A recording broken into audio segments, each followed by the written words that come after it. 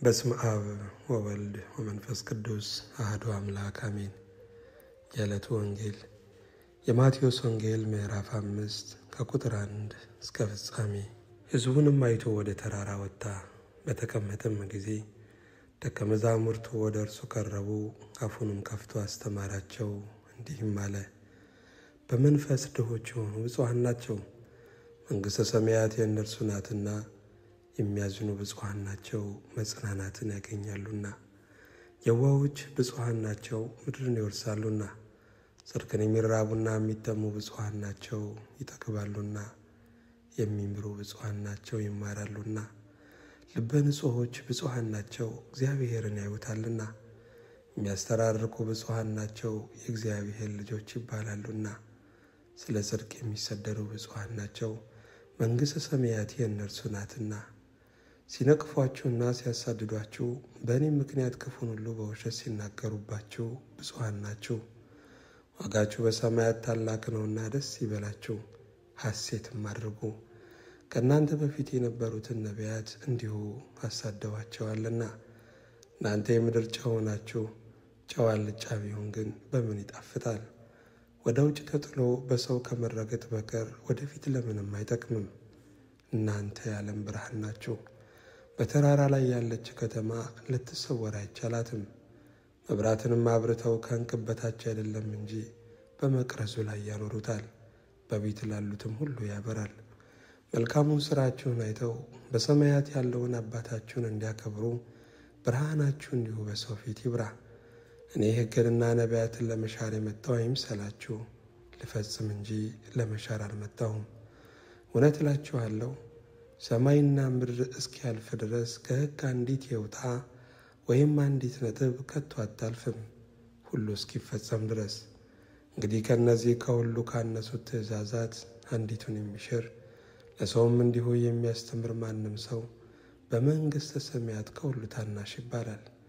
የሚያደርግ ግን የሚያስተምርም ማንም ቢሆን እርሱ በመንግሥተ ሰማያት ታላቅ ይባላል እላችኋለሁና።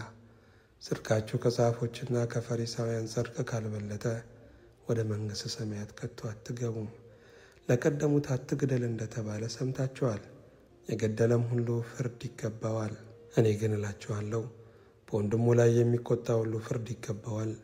ወንድሙንም ጨርቃም የሚለው ሁሉ የሸንጎ ፍርድ ይገባዋል። ደንቆሮ የሚለውም ሁሉ የገሃነመ እሳት ፍርድ ይገባዋል።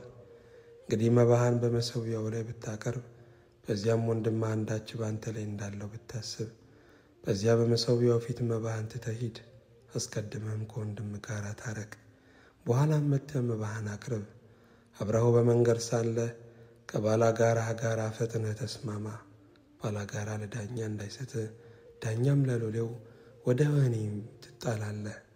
እውነት እልሃለሁ፣ የመጨረሻዋን ሳንቲም እስክትከፍል ድረስ ከቶ ከዚህ አትወጣም። አታመንዝር እንደተባለ ሰምታችኋል። እኔ ግን እላችኋለሁ፣ ወደ ሴት ያየ ሁሉ የተመኛትም ያን ጊዜ በልቡ ከእርሷ ጋር አመንዝሯል። ቀኝ ዓይንህም ብታሰናክልህ አውጥተህ ከአንተ ጣላት። ሙሉ ሰውነትህ በገሃነም ከሚጣል ይልቅ ከአካላትህ አንድ ቢጠፋ ይሻላልና። ቀኝ እጅህም ብታሰናክልህ ቆርጠህ ከአንተ ጣላት። ሙሉ ሰውነትህ በገሃነም ከሚጣል ይልቅ ከአካላትህ አንድ ቢጠፋ ይሻላልና። ሚስቱን የሚፈታት ሁሉ የፍችዋን ጽሕፈት ይስጣት ተባለ። እኔ ግን እላችኋለሁ፣ ያለ ዝሙት ምክንያት ሚስቱን የሚፈታ ሁሉ አመንዝራ ያደርጋታል፣ የተፈታችውንም የሚያገባ ሁሉ ያመነዝራል። ደግሞ ለቀደሙት በውሸት አትማል፣ ነገር ግን መሐላዎችን ለጌታ ስጥ እንደተባለ ሰምታችኋል። እኔ ግን እላችኋለሁ፣ ከቶ አትማሉ። በሰማይ አይሆንም የእግዚአብሔር ዙፋን ነውና፣ በምድርም አይሆንም የእግሩ መረገጫ ናትና፣ በኢየሩሳሌምም አይሆንም የታላቁ ንጉሥ ከተማ ናትና። በራስህም አትማል፣ አንዲቱን ጠጉር ነጭ ወይም ጥቁር ልታደርግ አትችልምና። ነገር ግን ቃላችሁ አዎን አዎን ወይም አይደለም አይደለም ይሁን። ከእነዚህም የወጣ ከክፉ ነው። ዓይን ስለ ዓይን ጥርስም ስለ ጥርስ እንደተባለ ሰምታችኋል። እኔ ግን እላችኋለሁ፣ ክፉን አትቃወሙ። ዳሩ ግን ቀኝ ጉንጭህን በጥፊ ለሚመታ ሁሉ ሁለተኛውን ደግሞ አዙርለት። እንዲከስህም እጀ ጠባብህንም እንዲወስድ ለሚወድ መጎናጸፊያን ደግሞ ተውለት። ማንም ሰው አንድ ምዕራፍ ትሄድ ዘንድ ቢያስገድድ ሁለተኛውን ከእርሱ ጋር ሂድ። ለሚለምንህ ስጥ፣ ካንተ የሚበደር ዘንድ ከሚወደው ፈቀቅ አትበል። ባልንጀራህን ውደድ፣ ጠላትህንም ጥላ እንደተባለ ሰምታችኋል። እኔ ግን እላችኋለሁ በሰማያት ላለ አባታችሁ ልጆች ትሆኑ ዘንድ ጠላቶቻችሁን ውደዱ፣ የሚረግሟችሁንም መርቁ፣ ለሚጠሏችሁም መልካም አድርጉ፣ ለሚያሳድዷችሁም ጸልዩ። እርሱ በክፉዎችና በበጎች ላይ ፀሐይን ያወጣልና በጻድቃንና በኃጢአተኞችም ላይ ዝናቡን ያዘንባልና። የሚወዷችሁን ብትወዱ ምን ዋጋ አላችሁ? ቀራጮችስ ያንኑ ያደርጉ የለምን? ወንድሞቻችሁን ብቻ እጅ ብትነሱ ምን ብልጫ ታደርጋላችሁ? አሕዛብስ ያንኑ ያደርጉ የለምን? እንግዲህ የሰማዩ አባታችሁ ፍጹም እንደሆነ እናንተ ፍጹማን ሆኑ። ምስጋና ለእግዚአብሔር ይሁን። መጀመሪያይቱ የሐዋርያው የቅዱስ ጳውሎስ መልእክት ወደ ቆሮንቶስ ሰዎች ምዕራፍ 6 ከቁጥር 1 እስከ 9። ከእናንተ አንዱ ከባልንጀራው ጋር ሙግት ቢኖረው በቅዱሳን ፊት በመፋረድ ፋንታ በአመፀኞች ፊት ሊፋረድ ይደፍራልን? ቅዱሳን በዓለም ላይ እንዲፈርዱ አታውቁምን? በዓለምስ ላይ ብትፈርዱ ከሁሉ ይልቅ ትንሽ ስለሚሆን ነገር ልትፈርዱ አትበቁምን? የትዳር ጉዳይ ይቅርና በመላእክት እንኳን እንድንፈርድ አታውቁምን? እንግዲህ ስለ ትዳር ጉዳይ የፍርድ ቤት ቢያስፈልጋችሁ በቤተ ክርስቲያን የተናቁትን ሰዎች ፈራጆች አድርጋችሁ ታስቀምጣላችሁን? አሳፍራችሁ ዘንድ ይህንን እላለሁ። እንደዚህ ነውን? በወንድሞች መካከል ሽማግሌ ሊሆን የሚችል አንድ አስተዋይ ሰው በእናንተ ዘንድ አይገኝምን? ነገር ግን ወንድም ወንድሙን ይከሳል፣ ይህም በማያምኑ ፊት ይደረጋልን? እንግዲህ ፈጽሞ የእርስ በርስ ሙግት እንዳለባችሁ በእናንተ ጉድለት ነው። ብትበድሉ አይሻልምን? ብታታልሉስ አይሻልምን? ነገር ግን እናንተ ትበድላላችሁ ታታልሉም አላችሁ፣ ያውም ወንድሞቻቸውን። ምስጋና ለእግዚአብሔር ይሁን። የሐዋርያው የቅዱስ ጳውሎስ መልእክት ወደ ዕብራውያን ሰዎች ምዕራፍ 13 ከቁጥር 13 እስከ 22። እንግዲህ ነቀፌታውን እየተሸከምን ወደ እርሱ ወደ ሰፈሩ ውጭ እንውጣ። በዚህ የምትኖር ከተማ የለችንምና፣ ነገር ግን ትመጣ ዘንድ ያላትን እንፈልጋለን። እንግዲህ ዘወትር ለእግዚአብሔር የምስጋናን መሥዋዕት ማለት ለስሙ የሚመሰክሩ የከንፈሮችን ፍሬ በእርሱ እናቅርብለት። ነገር ግን መልካም ማድረግን ለሌሎችም ማካፈልን አትርሱ። እንዲህ ያለው መሥዋዕት እግዚአብሔርን ደስ ያሰኘዋልና።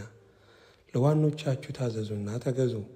እነርሱ ስሌትን እንደሚሰጡ አድርገው ይህንኑ በደስታ እንጂ በሐዘን እንዳያደርጉት፣ ይህም አይጠቅማችሁ ነበርና ስለ ነፍሳችሁ ይተጋሉ። ጸልዩልን። በነገር ሁሉ በመልካም እንድንኖር ወደን መልካም ሕሊና እንዳለን ተረድተናልና። ይልቁንም ፈጥኜ እንድመለስላችሁ ይህንን ታደርጉ ዘንድ አጥብቄ እለምናችኋለሁ። በዘላለም ኪዳን ደም ለበጎች ትልቅ እረኛ የሆነውን ጌታችንን ኢየሱስን ከሙታን ያወጣው የሰላም አምላክ በኢየሱስ ክርስቶስ በኩል በፊት ደስ የሚያሰኘውን በእናንተ እያደረገ ፈቃዱን ታደርጉ ዘንድ በመልካም ሥራ ሁሉ ፍጹማን ያደርጋችሁ። ለእርሱ እስከ ዘላለም ድረስ ክብር ይሁን፣ አሜን። ወንድሞች ሆይ የምክርን ቃል እንድትታገሱ እመክራችኋለሁ። በጥቂት ቃል ጽፌላችኋለሁና። ወንድማችን ጢሞቴዎስ እንደተፈታ እወቁ። ቶሎ ብሎም ቢመጣ ከእርሱ ጋር አያችኋለሁ። ለዋኖቻችሁ ሁሉና ለቅዱሳን ሁሉ ሰላምታ አቅርቡልኝ። ከኢጣሊያ የሆኑቱ ሰላምታ ያቀርቡላችኋል። ጸጋ ከሁላችሁ ጋር ይሁን፣ አሜን። ምስጋና ለእግዚአብሔር ይሁን። የሐዋርያት ሥራ ምዕራፍ 26 ከቁጥር 24 እስከ 30። ጳውሎስ ግን እንዲህ አለ። ክቡር ፊስጦስ ሆይ የእውነትንና የአእምሮን ነገር እናገራለሁ እንጂ እብደትስ የለብኝም። በእርሱ ፊት ደግሞ በግልጥ የምናገረው ንጉሥ ይህንን ነገር ያውቃል። ከዚህ ነገር አንዳች እንዳይሰወርበት ተረድቻለሁና ይህ በስውር የተደረገ አይደለምና። ንጉሥ አግሪጳ ሆይ ነቢያትን ታምናለህን? እንድታምናቸው አውቃለሁ። አግሪጳም ጳውሎስን በጥቂት ክርስቲያን ልታደርገኝ ትወዳለህ አለው። ጳውሎስም በጥቂት ቢሆን ወይም በብዙ አንተ ብቻ አይደለህም፣ ነገር ግን ዛሬ የሚሰሙኝ ሁሉ ደግሞ ከዚህ ሥርዓቴ በቀር እንደኔ የሆኑ ዘንድ ወደ እግዚአብሔር እለምናለሁ አለው። ንጉሡም አገረ ገዡም በርኒቄም ከእነርሱም ጋር ተቀምጠው የነበሩት ተነሱ። ምስጋና ለእግዚአብሔር ይሁን። ምስጋና ለእግዚአብሔር ይሁን። የሉቃስ ወንጌል ምዕራፍ 21 ከቁጥር 1 እስከ 7። ዓይኑንም አንስተው መባቸውን በመዝገብ የሚጥሉ ባለጠጎችን አየ። አንዲትም ድሃ መበለት 2 ሳንቲም በዚያ ስትጥል አየና፣ እውነት እላችኋለሁ ይህች ድሃ መበለት ከሁሉ ይልቅ አብልጣ ጣለች። እነዚህ ሁሉ ከትርፋቸው ወደ እግዚአብሔር መዝገብ ጥለዋልና፣ ይህች ግን ከጉድለቷ የነበራትን ትዳሯን ሁሉ ጣለች አለ። አንዳንዶቹም ስለ መቅደስ በመልካም ድንጋይና በተሰጠው ሽልማት እንዳጌጠ ሲነጋገሩ፣ ይህማ የምታዩት ሁሉ ድንጋይ በድንጋይ ላይ ሳይፈርስ በዚህ የማይቀርበት ዘመን ይመጣል አለ። እነርሱም መምህር ሆይ እንግዲህ ይህ መቼ ይሆናል? ይህ ሲሆን ዘንድ እንዳለው ምልክቱ ምንድን ነው? ብለው ጠየቁት። እንዲህም አለ፣ እንዳትስቱ ተጠንቀቁ። ብዙዎች እኔ ነኝ ዘመኑም ቀርቧል እያሉ በስም ይመጣሉና እነርሱን ተከትላችሁ አትሂዱ። ጦርንና ሁከትንም በሰማችሁ ጊዜ አትደንግጡ። ይህ አስቀድሞ ይሆን ዘንድ ግድ ነውና፣ ነገር ግን መጨረሻው ወዲያው አይሆንም። ምስጋና እግዚአብሔር ይሁን።